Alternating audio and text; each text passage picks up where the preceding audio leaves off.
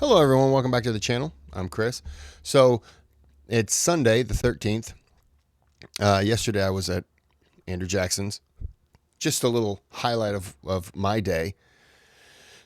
I came home on Friday after work, about 3, and fed my dogs, took a sleeping pill, and pretty much was trying to go to sleep by 4. Slept off and on until about 9:30. Got up at 10. Was trying to sleep until 11. And then just at midnight, I just took off. Stopped for gas.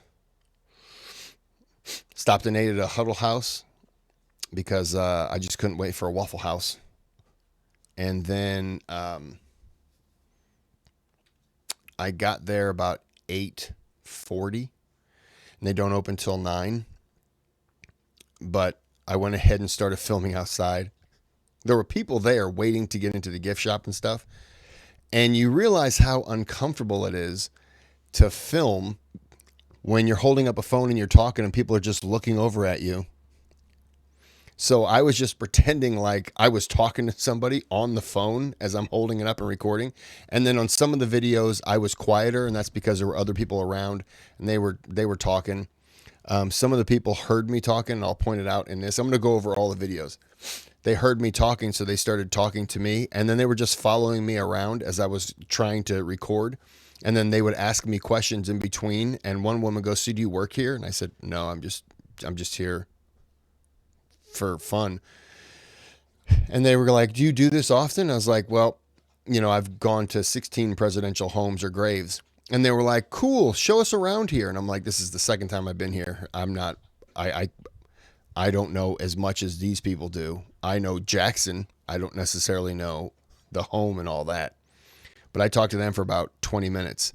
18 minutes of it weren't really voluntary.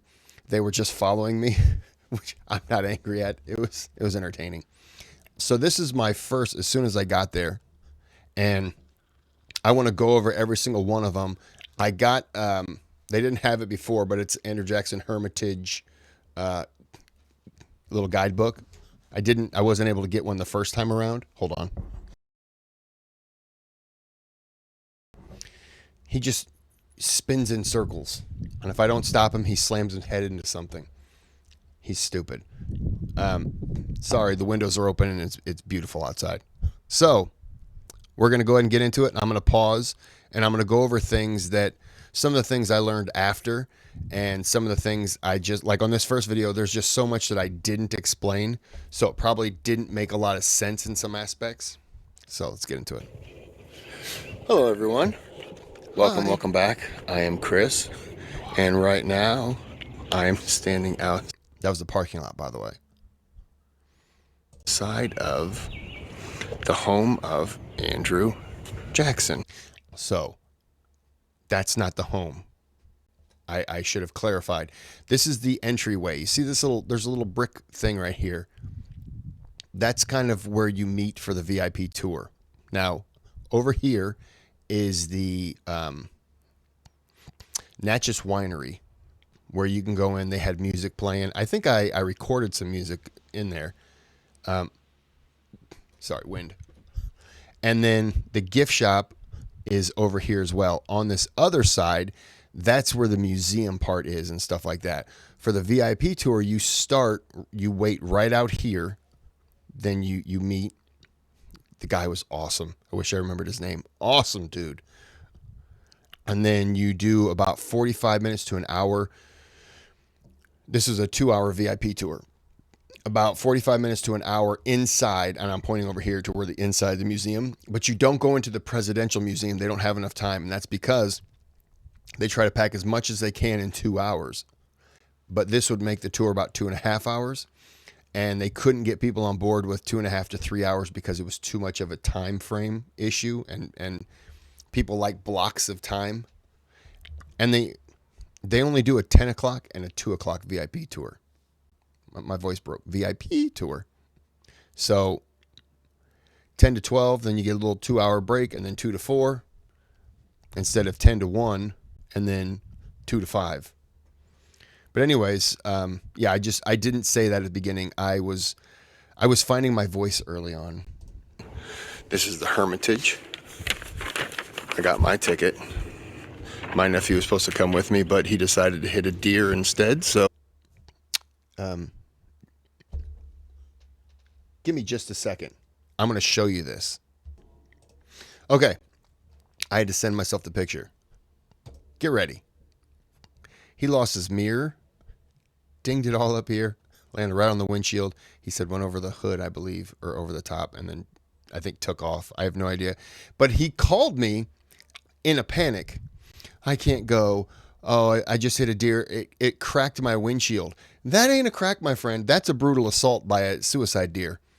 So I was like, yeah, no problem, you know. And I'm thinking, oh, that sucks because he was leaving his apartment at 4:30, and he calls me at like 4:45.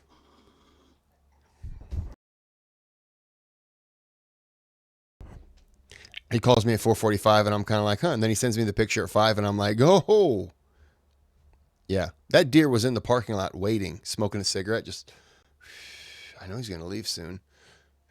There he is. Here, hold my cigarette. I'll be back. Like that deer was waiting. Oh, he won't be here, so it'll just be me. And right now, I have some time to kill, but just kind of letting you see the entry. And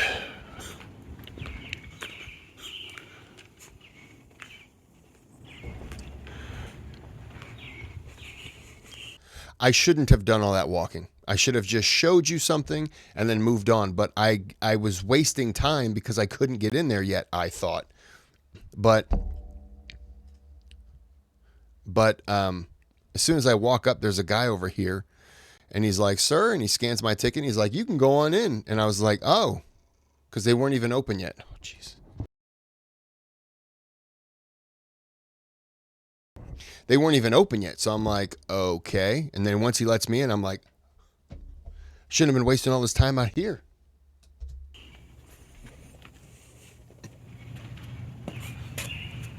Nope. But here's the outside. There's a cafe. And all the fun stuff. All right. That was the guy who scanned my ticket.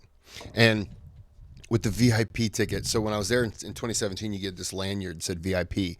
A lot of people were constantly looking at you like, oh, well, isn't that guy special? I was walking around just showing it, you know, VIP and stuff. Yeah.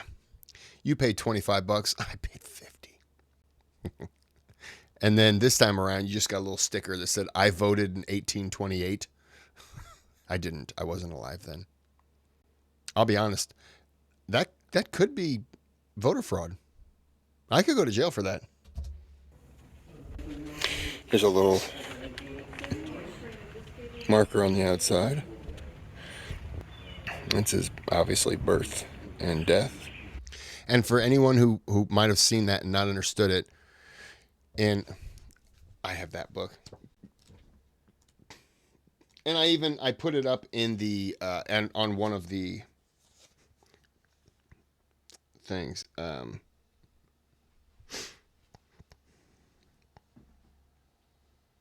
Sorry.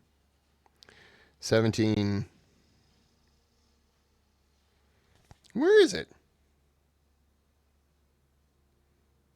I see the war begins. It doesn't say anything in this book about it. Well, oh, here we go. Duh, Kris, you just got to read. 1780 serves in Revolutionary War as a courier and is held prisoner by the British. So, and that was when he got the famous shine. The British officers told him to shine his shoes, shine his boots, or whatever it was, and he said no. And there's a painting of a officer with a sword. He's gonna slash it at him, and Jackson is holding. I'm facing. Okay, we got close.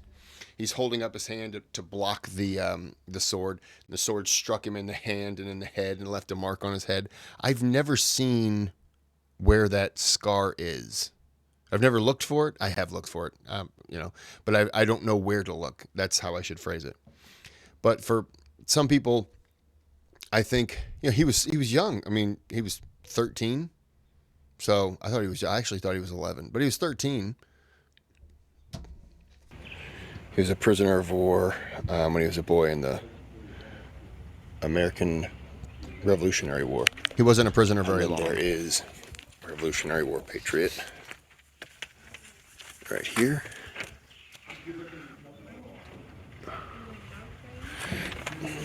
And then they've got this right here. This is just so they show you the different kinds of tours. So if I would have stuck around last night until 7 o'clock, which I had to leave by like 3 because it was almost an 8-hour drive. Well, 7 hours, 45 minutes without stops. And I had to stop and get gas, and then I stopped in 8. So had to stop. There's the mansion tour, which is $28. Then there's a grounds pass. Does not give you access to the mansion. Mansion tour and the grounds pass, you're on your own. They're throughout their site, the grounds. There, if you have your phone, you can hold it like do the little QR code and then it'll tell you about it. I didn't do that because I paid for a guy to tell me all that stuff, basically. And then there was the Hermitage Enslaved, a wagon tour. I saw one, did not do it. I think I might even had one of those in my pictures. Oh, what am I doing? Oh, yeah, sorry. But there was they had a special guest last night at 7 o'clock, Abraham Lincoln. Wasn't the real one, but, he was there.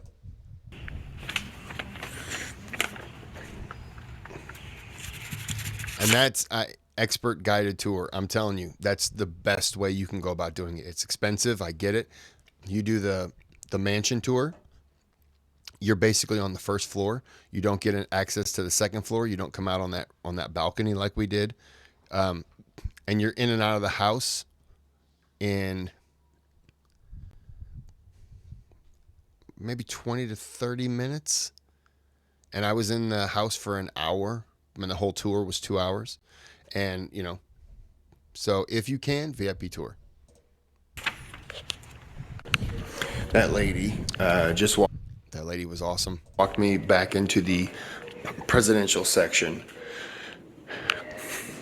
But this is, by the way, the noise in the background is a TV where they have people like John Meacham and other authors and historians that have done books, and they're just going over his life, just talking, and it's right behind him against this wall back here. Oh, yeah. So, see the home? That right there. Not these wings. This centerpiece is what Rachel, now Jackson, but would have been Rachel Donaldson, what she would have seen. She was not alive when the wings were added. Now, according to this tour guide, he had said that the painting on the white paint up here was for 2 different reasons. One of them, Rachel loved the color, and I don't remember what the other one was, and so he might have just kept it that color. I've been told that he didn't have any children of his own. Put a pin in that, come back to it. The adopted children, which were Rachel's children. Did Rachel have children? No, the adopted children. Sorry, she was married before, but she did not have children. But her ex-husband got married again and did have children. Has nothing to do with what I'm about to say. but I had to get that out of my head. It's like OCD at times. I lost track of where I am. Oh, one of the adopted sons, when Jackson was in the White House at Washington, as I meant to say, when he was in Washington as the president, the son wanted to paint the house white to match the house in Washington, which wasn't called the White House yet. That only got dubbed the White House as Theodore Roosevelt was president. He was the 26th, Jackson's the 8th, so that we got some time to go. The son wanted to paint it white to match the home. Jackson was like, well, the son did it anyways, and then basically said, okay, I need more money for paint because I only painted the front. Jackson was just like, okay, well, how much is it? And the son told him. Jackson was like, I think the front is fine. We don't need to get into it anymore. Also, Jackson decided not to. He had wood shingles. I'm trying to record. He had wood shingles, and he tried to get another year or two out of them. He was in Washington as the president. They had a fire going one time to keep the house warm because it was like wintertime. Spark went up, landed on the roof. Roof went. These are fire. Roof collapsed into this second floor, and so they had to rebuild all of that. And I think when they rebuilt it, that's when they added the wings, just because he was like, why not? They also had, and I have a picture of it, and I will get that picture. They had a staircase, landing, and then like staircase. And they changed it to a kind of half circle. Get back to the video. Everything dealing with the presidency.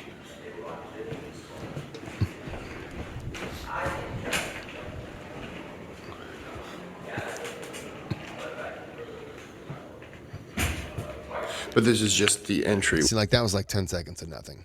I was showing you, but I should have been talking more. Way. And then here's some eyeglasses. His little carrying case. Aw. Commemorative medal. His watch fob. Gold box. Which looks like it'd be for cigarettes, but it's not. Hello, everyone. Okay, so video 1 down. It got a lot of hits, and to me, it was about 3 minutes. I could have narrowed it down to 2 and could have added better things to that video. I apologize. We're going to move on. The next video.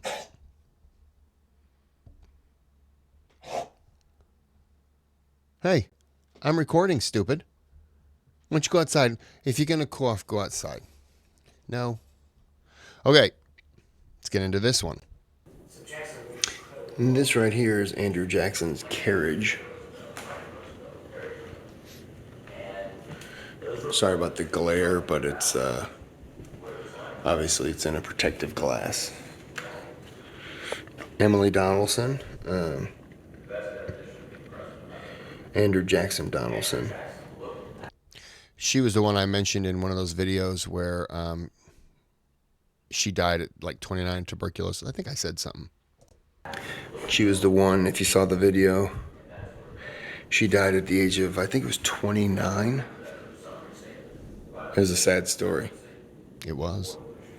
That's the... Did you see the TV in the back? I'm sorry.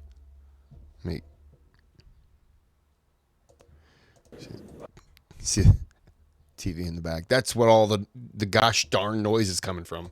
It was a sad story. That's the...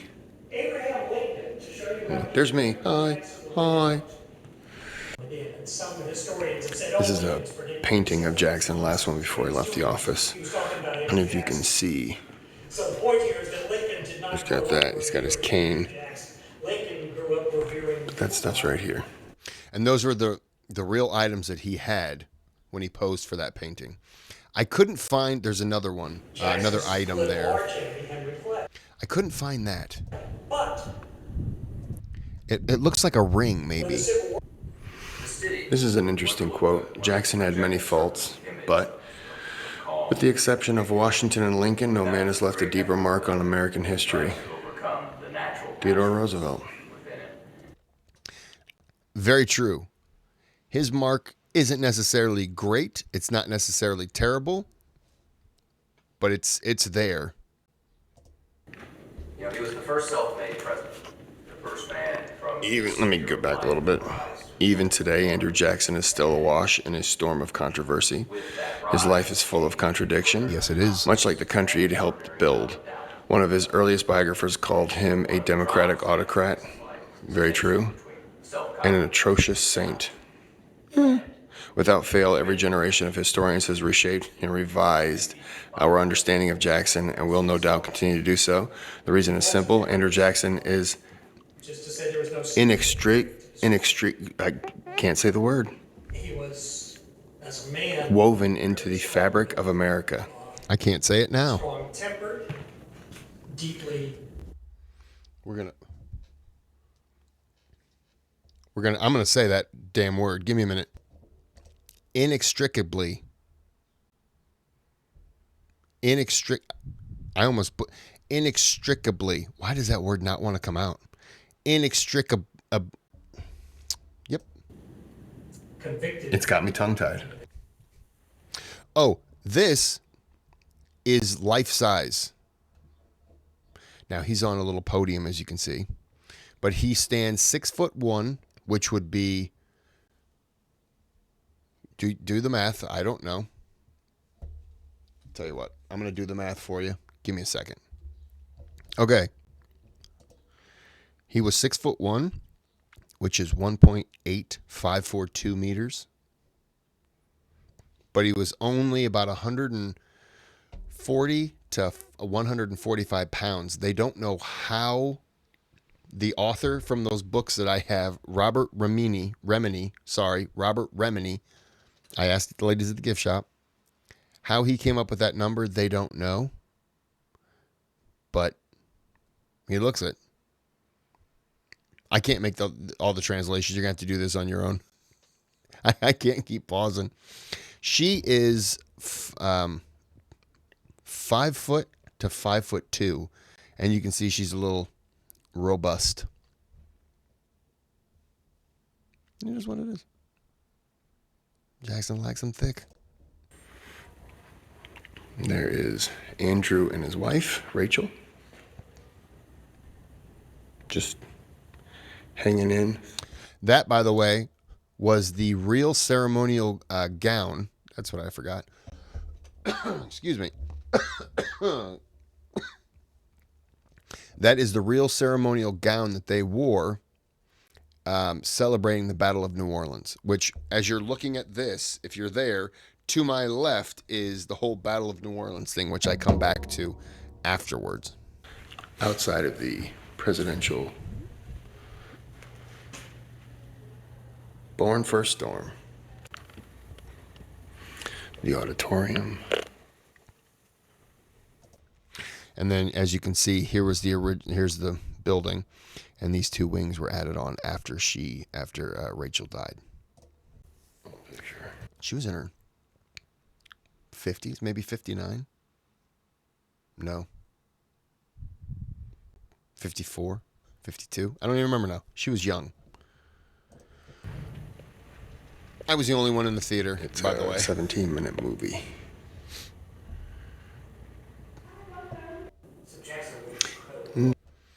Okay. Do I want to cover that one? Yeah, we'll cover them just like how I put them out. This is the Jackson. Before I get started on this one, there's an empty space here and there's a tombstone here, but there's no one in here and there's no one in there. The last person buried in this family graveyard. And what was really cool, before I get into that, the last person buried in this little cemetery, this little family plot, was in 1971. Now, there are 2 spots available. there were no descendants of Andrew Jackson or Rachel. Their marriage produced no children of their own, but they had adopted kids. Now, one of the adopted kids died in the civil. Both, so he had three kids. He adopted one. I think his name was Lakota. He got him after, I think it was the Battle of Horseshoe Bend, where killed a bunch of the Red Sticks. They found a baby. They tried to give it back to the tribe. Tribe didn't want it, so he just took it in and not necessarily adopted it. We could kind of call it that. Not necessarily adopted it, but you could say like he fostered it. But at 16, the child died from tuberculosis, they believe. He had two others, which were the Donaldsons, and he kind of adopted them. Both of them joined the Confederates during the Civil War. One of them died at the Battle of Chickamauga. I've been to Chickamauga, but Chickamauga battle happened twice. The first one was the Confederate victory, which George Thomas, Union General George Thomas, kind of got a name because he stopped a ton of Confederates from overwhelming and just wiping out the Union while they fled to Chattanooga. And then the second was when Grant came through with Sherman and I think Sheridan, General Phil Sheridan, when they came through and they fought. And this was after he became leader of all Union forces, and they just wiped the floor. Confederates went up to Chattanooga Lookout Mountain, and Sherman went up one side, and I think Sheridan was going up the other. And they were going to lead an attack by the original Chickamauga Union forces and go right and kind of surround them. And just surround them. And the middle force decided we're not stopping and started charging up the mountain. And in that force was a man, I got to look up here so I can remember the name, was a man named Arthur MacArthur, who was the father of General Douglas MacArthur, World War II fame. Arthur MacArthur went on to be, I think he was in the Philippines. Did a lot of questionable stuff there to the natives in the Philippines. Not the Philippinians. I don't know what you'd call them, but that has nothing to do with this video. But one of the sons, the one that was killed at Chickamauga, was brought back and buried here. The other one moved with his family to Ohio.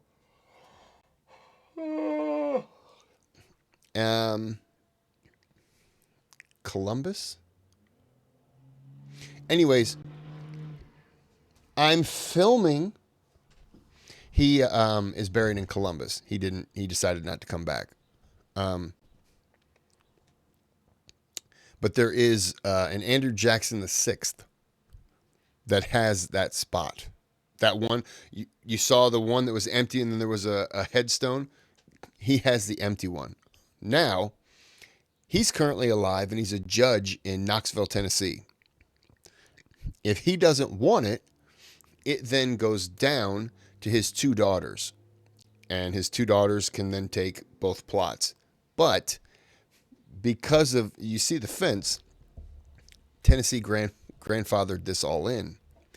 They have to go through zoning if they want to expand. If he wants to be buried there, and then his wife, I don't know if he's married, but his wife, and then if the daughters want to be buried there and they have husbands and children, I didn't get a whole lot of sleep. So they have to ask Tennessee if they can expand the zoning to continue to allow people to be buried there, but they're not quite sure. Don't know if any of that will happen, but there you go.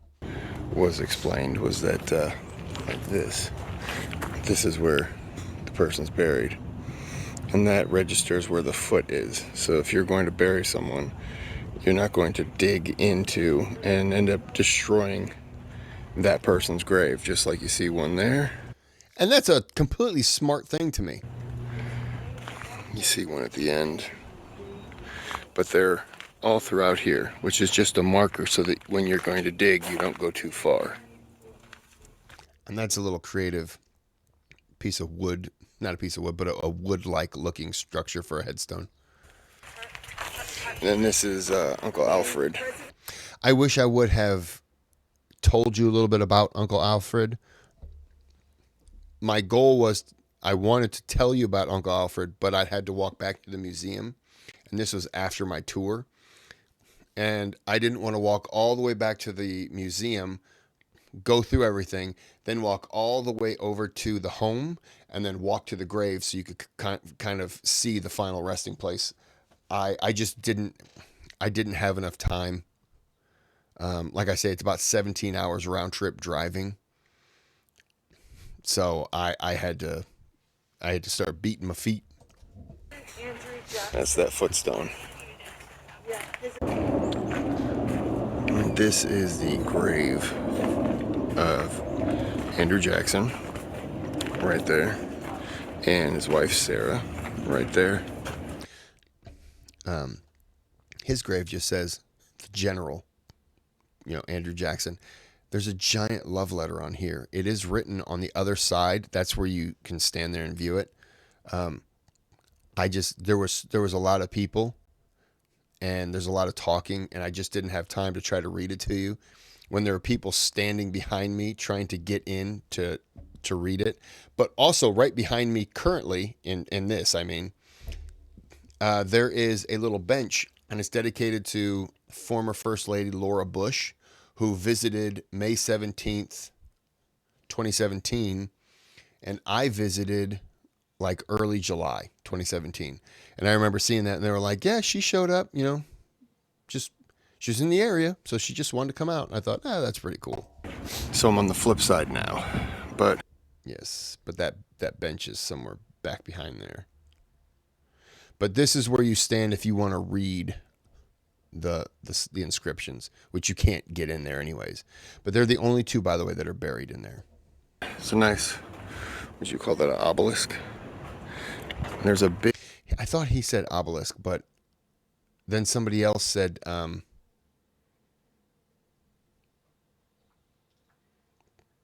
don't remember. I should have written more stuff down. Big love letter written on hers, and basically his just says the general. But I'll kind of pull back here. You're gonna have to pause that because it's difficult to read. But and also, when he came back from being president in 1837 until 1845, he would come out. Jackson would come out and sit and talk to her. Now, I don't know if this was built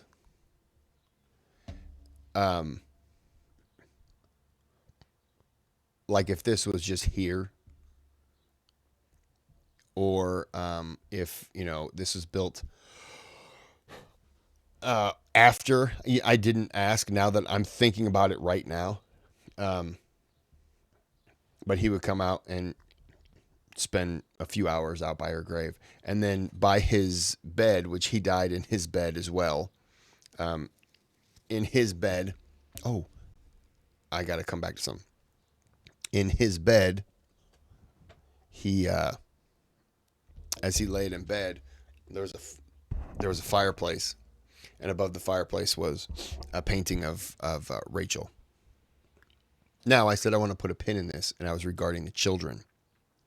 George Washington did not have any children. Okay? When he was young, I think it was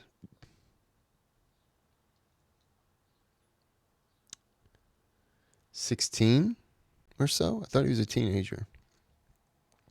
He went to Barbados with his brother, Lawrence, half-brother Lawrence, who was ill with tuberculosis. And when he was there, he ended up getting smallpox. That smallpox infection almost killed him.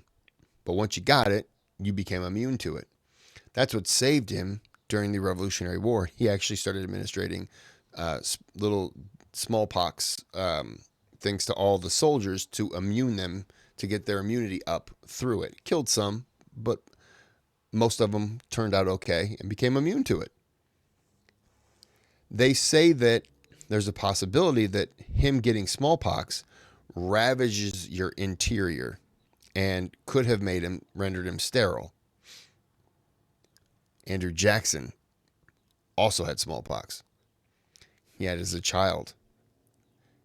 They don't know if there's a link to where getting it as a child, because he got it when he was 13 or 14. After the war, after the Revolutionary War, he got it in the encampment. So he was sick. Him and his brother, when his mom came and got him, took him home. His brother dies. He lives. After he recovered,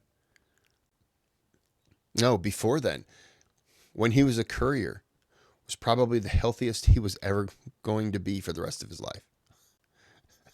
Like, he's a 12, 13-year-old boy.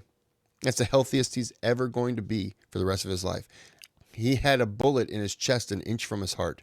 He had been shot in the arm in a argument over a horse race, which when he, in his 20s, when he became president, the body had slowly pushed the bullet out so it was under the skin, and they cut it and removed it when he was president. Now, the guy who shot him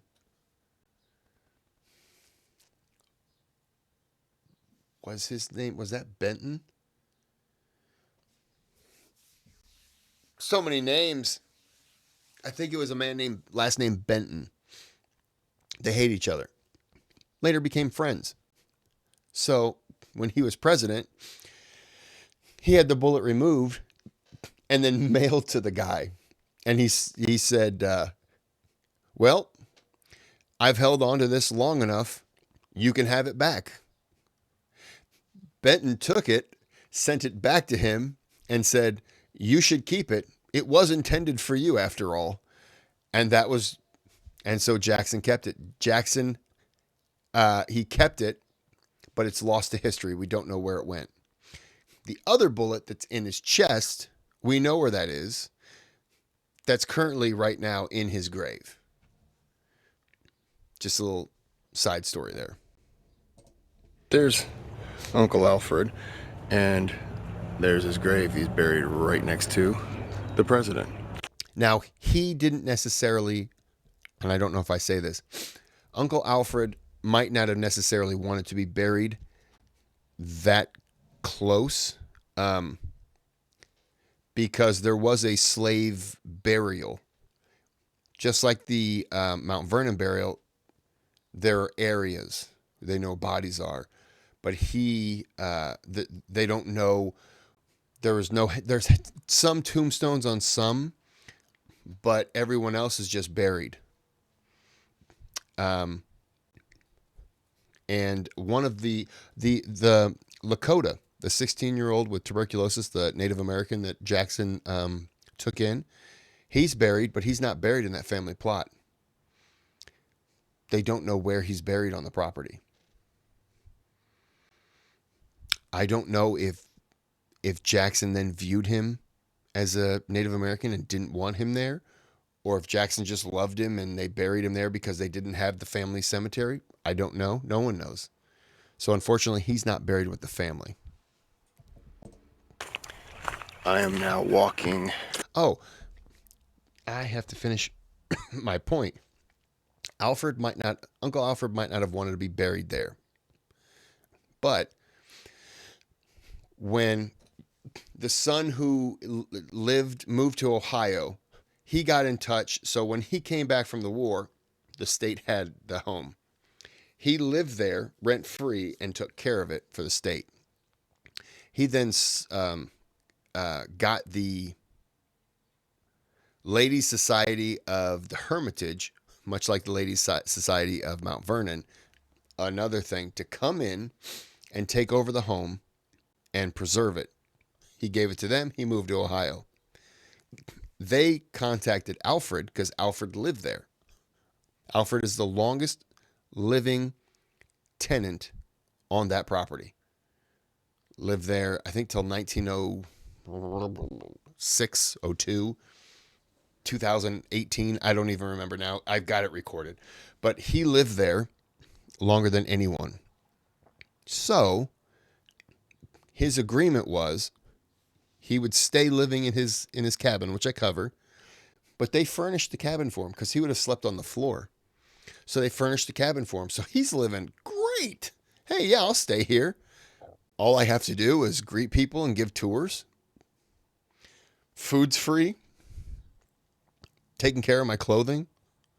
I'm living here for free. Yeah, not a problem. So he became an ambassador of there. When he died, they had his funeral in the main part of the house where the grand staircase is. I call it the grand staircase.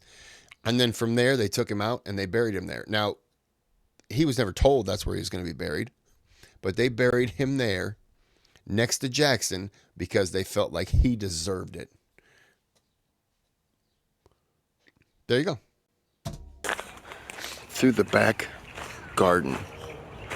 And it is nice. It's a beautiful day too, but he's buried in the back garden area and right next to that cemetery.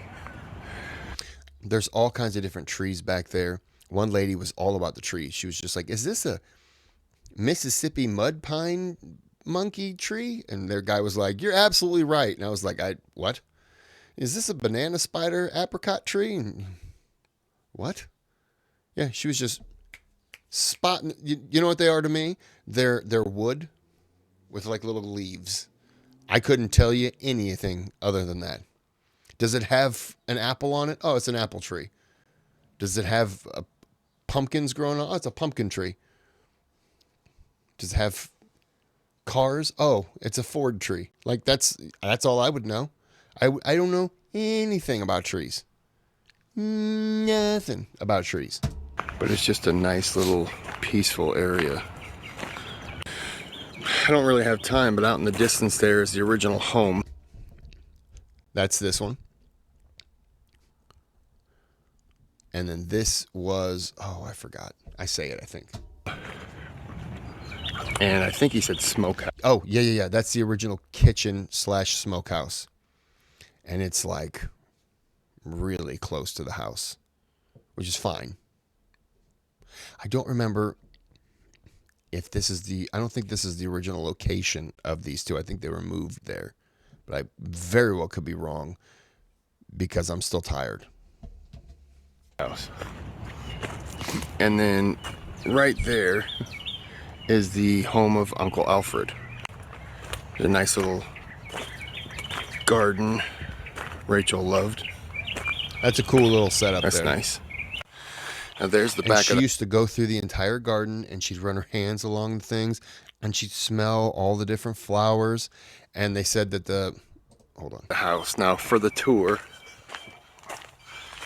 Do I not show it? I was told I could not record inside, but I do have pictures.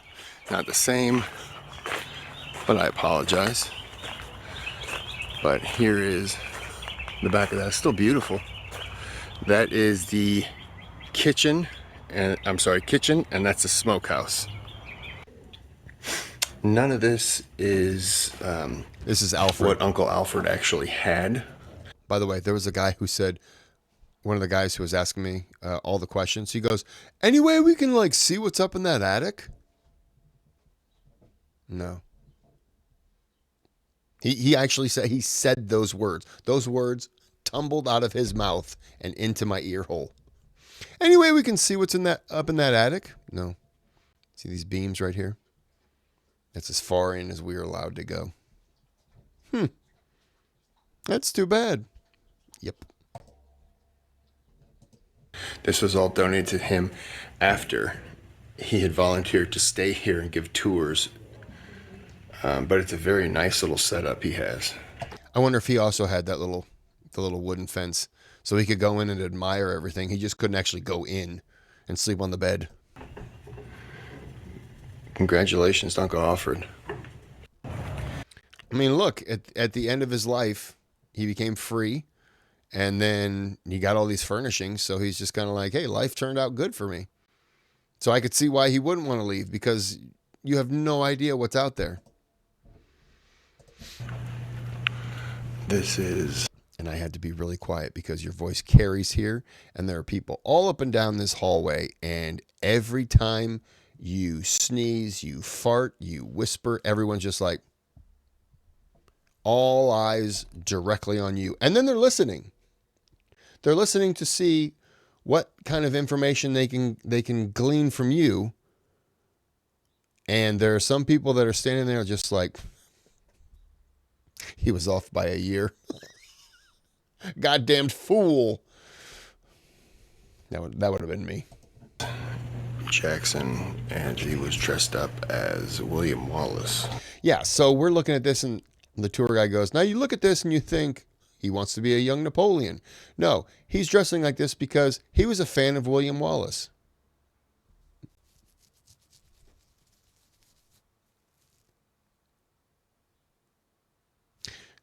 I don't think William Wallace wore any of that stuff. Okay. I'm not going to say he's wrong. I'm certainly not going to tell Andrew Jackson he would be wrong. I wouldn't even say that today. Oh, and another thing,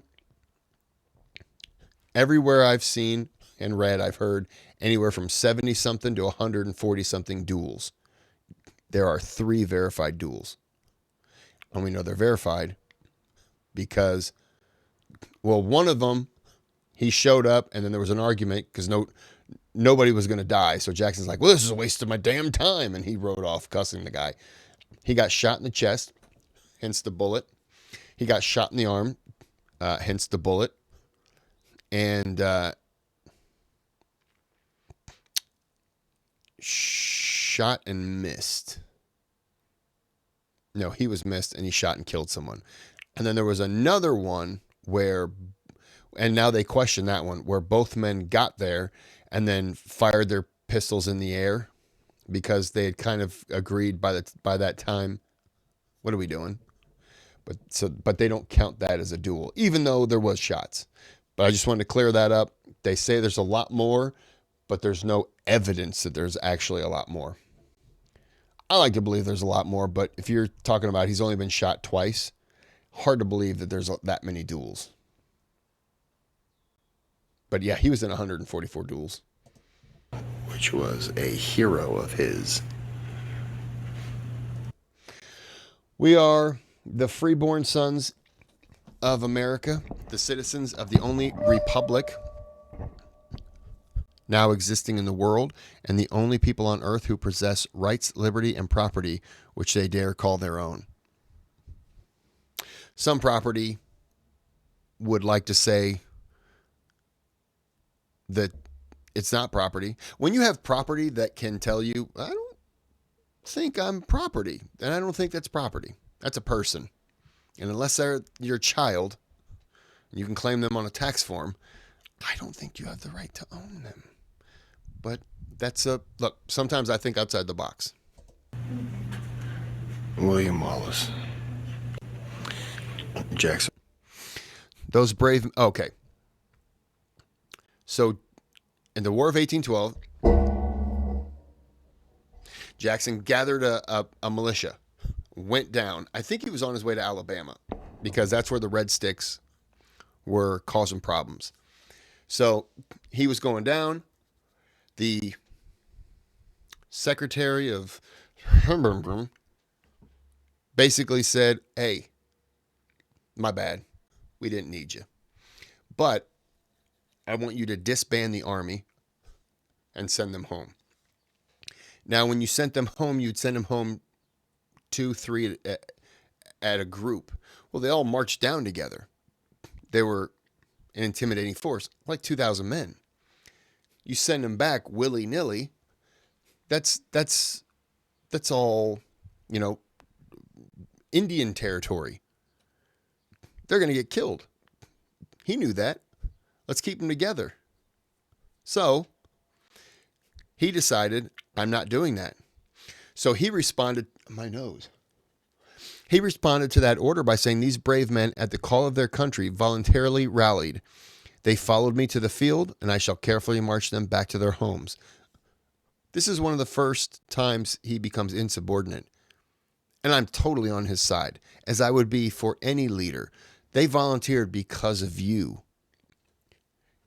If he did not march them back, he, in my opinion, he never gains an army again. This also is where Old Hickory came into play. This is where he got that nickname. Just so we're clear. This is going to be a long video. But I don't care, because I'm enjoying it. And hopefully this makes up for the fact that I wasn't able to record what I would like. My nose. Was asked for the War of 1812 to go down south. And he did. And then he was told he wasn't needed. I didn't realize I actually told the story. My fault. So the army told him to leave his men, disband them, and go home, but he didn't want to leave them because it was still wilderness territory. So he went back home with them. And this was the order. Not the order, I'm sorry. This was what he passed back along to the military. Yeah. That Creek War, this is that William Weatherford. So the Creek War, William Rutherford was in control of the Red Sticks. If you're in Alabama above Bay, what the hell is it called? I know Greg's yelling at me right now. It's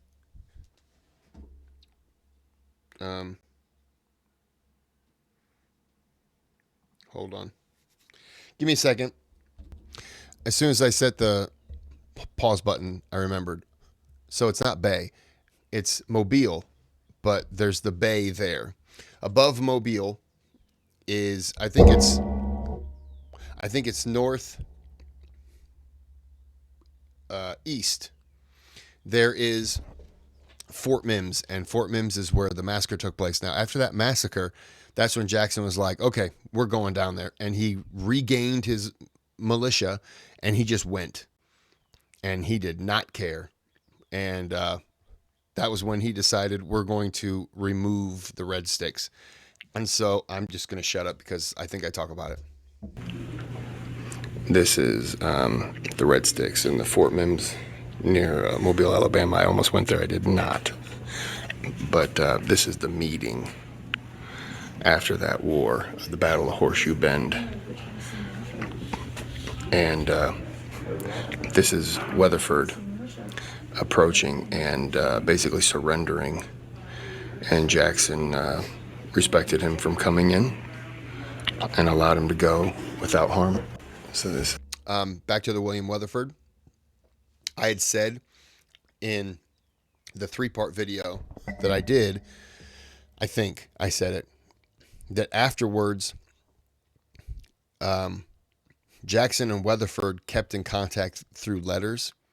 And I thought they said Weatherford went to Washington when he was president. But anyways, the tour guide said, not saying it's not true, I just don't know anything about that. And I said, I read that and I've heard that somewhere before in like a documentary. And he said, I myself don't know. So may or may not be true. Who knows? It's one of those things I like to believe. Worked out for good for both men. You know what? Hold on. Okay. Quick search. While not lifelong friends, Andrew Jackson and William Weatherford did establish a relationship of respect and cooperation after Weatherford's surrender. Jackson spared Weatherford's life and utilized his influence and knowledge of Creek language to facilitate peace talks with other Creek chiefs. It's also believed that Weatherford visited Jackson's Hermitage, and trained horses with them, suggesting a degree of mutual regard.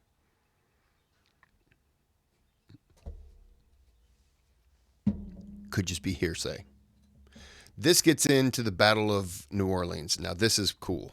The Battle of New Orleans. To the standing right to the right is the 2 life-size statues. This is his famous battle. There's a bayonet that was recovered and sent to him a year before he died. But I just want to pause it here. The Battle of New Orleans, 5,359 Americans versus 8,392 of the British. But if you go down, 13 killed, 291 wounded, or 291 killed, 39 wounded to 1262, 19 missing to 484, 71 total casualties compared to over 2,000. This entire battle took place over 38 minutes. 38 minutes. Just a second, please. Did a quick math. 38 minutes, 60 seconds in every minute. So 60 seconds times 38 minutes is 2,280 minutes. 2,037. You're talking about someone almost every second. It's not, granted. It's the difference is I'm just going to put it in so we're all clear. The difference is 243. So that would be 60, 112, 180, 240. So you're talking 4 minutes and 3 seconds where a British person was not being killed, wounded, or missing in a 38-minute battle. That's ridiculous. wanted to show that. And also, I wish I could show you. They don't have it here. But he had the Mississippi River to one side. He had this. It was like a.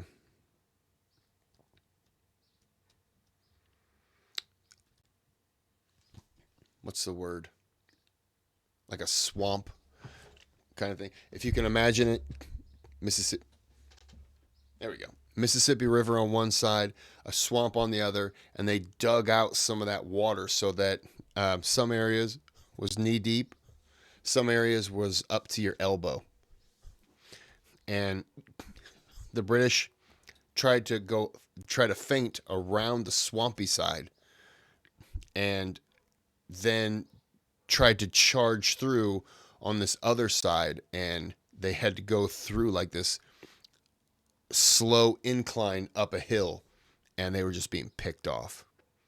And Jackson was telling them to aim at leaders on horses and all kinds of stuff.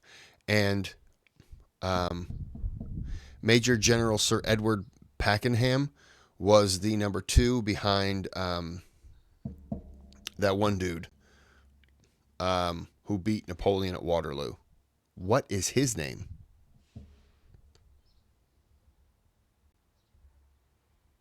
Oh my goodness. He's the man. He's famous. And yeah, it's not coming to me. Am I getting old? This is the amount of troops for the Americans, and you can see the total after at the bottom. Total 71, 13 killed, 39 wounded, 19. But this is the British.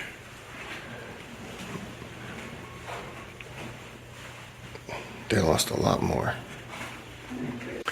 I moved out of the Good observation, Kris. way, but that just lets you know that he was facing an uphill battle, and he had secured a great area and was able to win. This is Jackson, and he was. All right. Here's the final. Now, this kind of highlights everything. This, by the way, covers 37 years. I think he said. Yeah, 37 years. His father died. Then he was born. Revolutionary War spreads the Carolinas. His brother Hugh dies at the Battle of Stono Ferry, but they believe the brother died of heat stroke. Jackson's brother Robert volunteer in the local militia. First wartime experience, the Battle of Hanging Rock. Jackson and Robert now prisoners of war. So they were runners. They both got smallpox, and Robert died from it. Mother Elizabeth dies during a cholera epidemic. And here is Okay. his Uncle Alfred. He took care of the carriages and wagons, his wife, 2 children. But after emancipating, he had lived there longer than anyone else. And he's buried at the mansion by Jackson. And you can see Andrew Jackson Jr. deeded this family and others to his wife Sarah in 1854 to keep them out of the hands of creditors.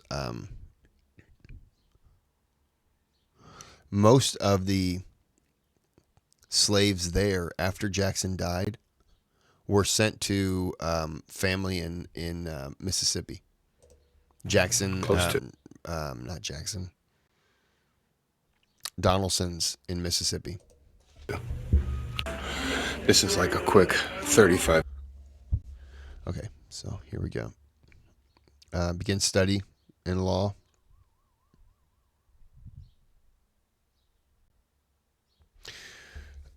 He did get a big inheritance from his grandfather in Ireland. He blew it pretty fast on horse racing. But yeah, you see he was admitted to the bar. Career in northeastern Tennessee. Tennessee back then was Western North Carolina. Appointed a prosecutor of Western District, moves to Nashville. It was in this time frame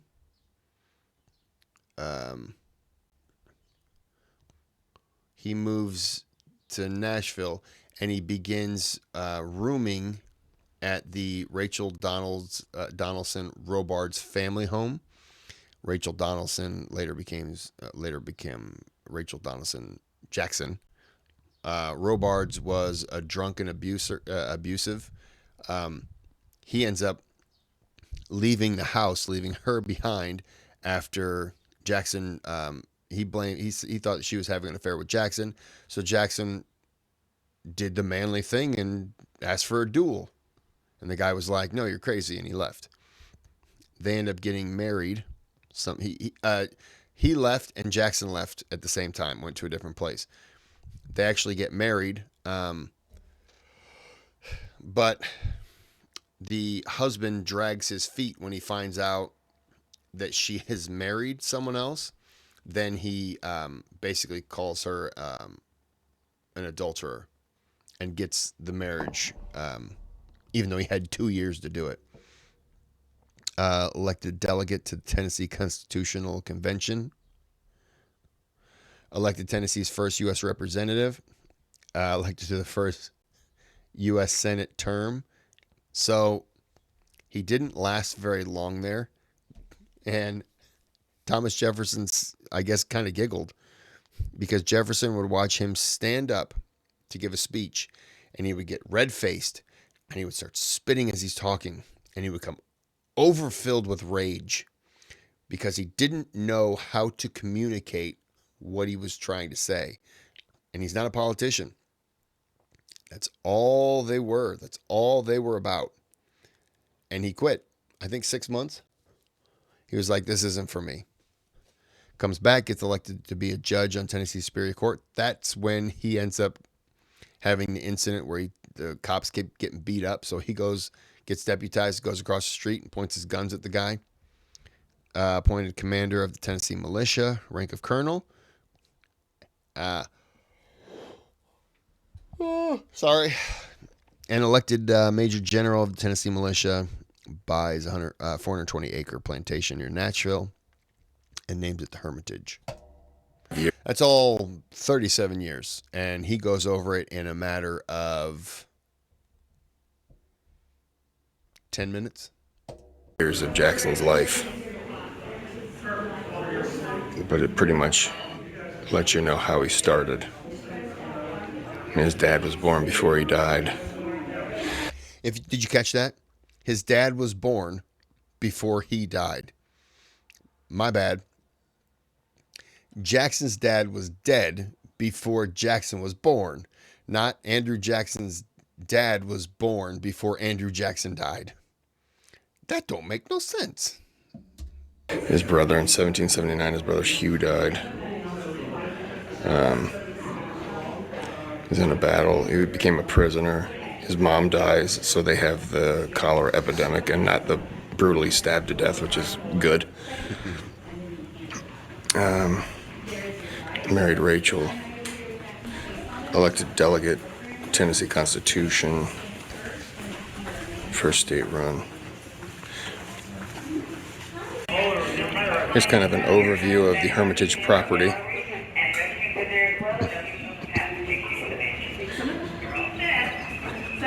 I am right there. It is a big area. Sorry, I'm looking at it and not looking through the screen. Store museums inside. I'm gonna go inside and I'll show you what they have. It's a nice little area. They've got a little Natchez winery down there. This is kind of nice little overview. Busy. Well, I've got to hit the gift shop because I promised some things, and then I will be back. And here is Uncle Alfred. I feel like I'm missing a video. Wouldn't surprise me. It drained my phone trying to record, trying to send all this stuff in.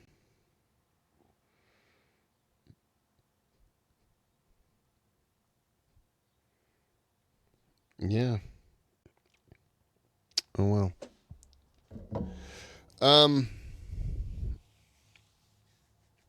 Yeah, there's some other stuff. I'm gonna try to get my pictures up. I got some pictures on my old computer. I've never been able to pull those yet. And some pictures on my phone, but it's not exactly the same. But there is